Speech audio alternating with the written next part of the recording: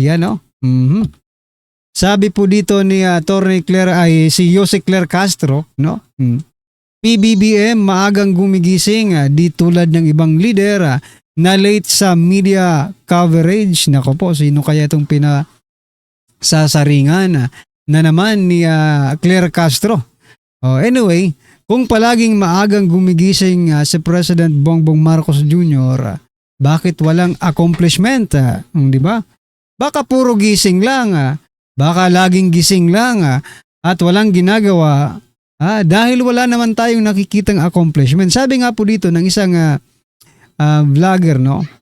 Sabi po ni Sir Rob Rances, wala na bang ibang accomplishment today maliban sa paggising ng maaga?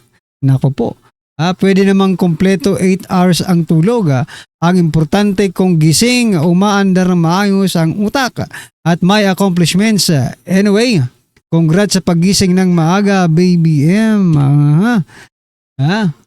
Batang-bata Baby M. Ano naman kumagang magising? Di ba?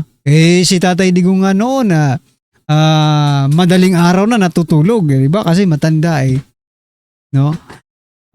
Maraming ginagawa, maraming accomplishment si PBBM ang sabi ni Castro dito, maagang gumigising mga kababayan pero wala naman tayong nakikitang accomplishment. Meron pala tayong nakikitang mga accomplishment. Itong mga nangyayari ngayon dahil naman to sa administrasyon niya, di ba? Ito pong mga flood control project anomalies, yung sa PhilHealth at marami pang iba.